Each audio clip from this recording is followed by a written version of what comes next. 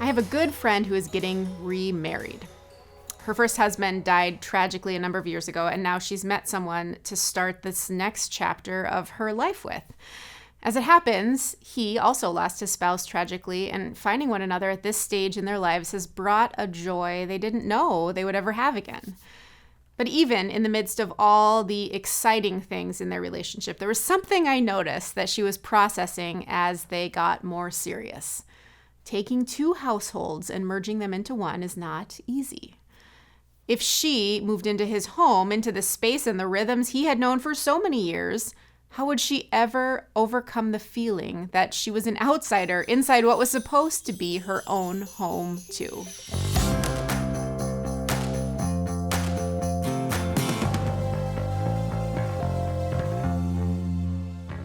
If you have ever merged households, you can relate to this dilemma. My idea about when and how dishes should be washed is different from my spouse's idea. What makes a good spice drawer or a garage storage system to one person does not mean it works for someone else.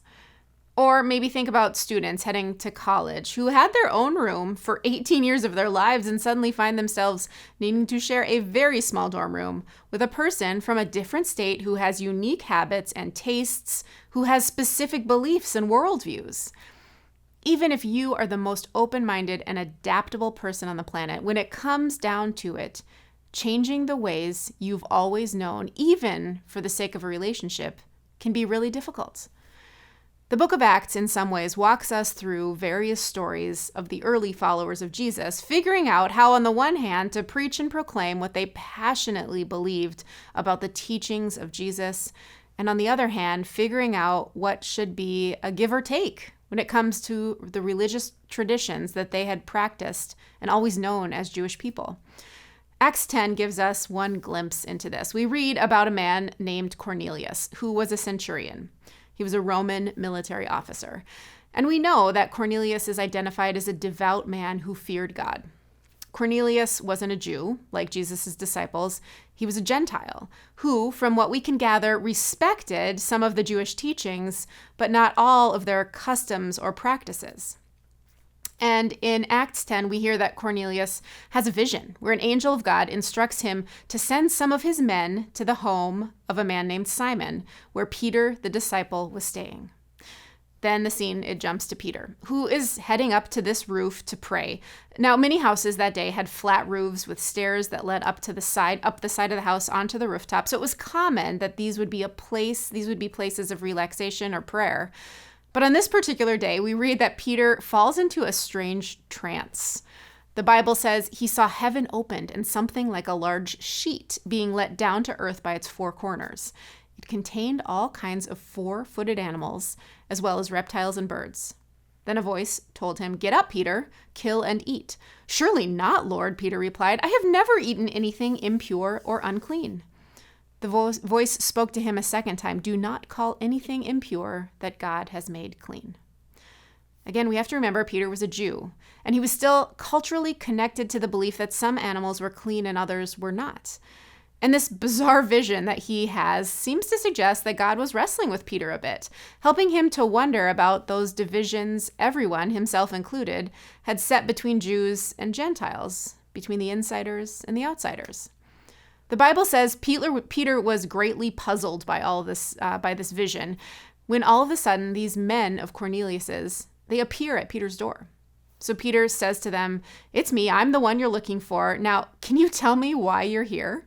And we read that they don't even really know. These men just knew that Cornelius, their boss, maybe their leader, their friend, we're not sure, had a vision and told him to send them here. And then we read in verse 23, Peter invited them in and gave them lodging. Now remember, these people are basically strangers, but more than that, they are Gentiles. And the interpretation of Jewish customs would have prohibited these two cultural groups from fellowship like this. It may sound strange to us today when we think about it, but this really would have been unheard of. The story continues with Peter traveling with these men back to Cornelius's home, and Cornelius was expecting them. We read this, that Cornelius had prepared for this meetup with Peter, a stranger in his land, someone from a totally different cultural group. And as they get to be talking, Peter acknowledges the awkwardness of this entire situation.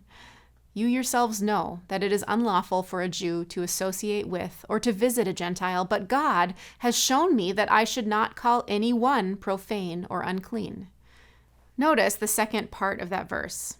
In Peter's vision, it was animals. It was not calling anything unclean. And here it's people. Peter recognizes God saying that he should not call anyone unclean. So what does this even mean as we think about relationships, hospitality to people in our lives? Well, merging households, whether it's with a partner or a roommate, it is difficult. In our homes or workplaces or churches, changing our traditions or our ideas about the right place for things or the best way to do things, it is harder than we want to admit. In Acts, for Peter, if he was ever going to effectively communicate the message about Jesus to all people, he needed to change the way he thought about who could come into his home at all. And for Cornelius too, we see that he was willing to listen. His friends were willing to trust a stranger opening his home to them. If you've visited a small town, you know that the struggle of insider-outsider language is real. I'll never forget coming to a restaurant in our small town when we moved here, enjoying our meal, getting ready to pay, and realizing they only took cash or checks. They looked at us like we were crazy not to know from the start when we pulled out our credit card to pay for our meal. And don't worry, I am a small town girl at heart. But set this silly sample aside and think about it. How can all of us in our towns, in our homes, in our churches, how can we look around and ask, what are the barriers that would prevent people from feeling welcomed or accepted? If we were to remove those barriers between the insiders and the outsiders, what kind of relationships, what kind of deeper faith could we even begin to imagine?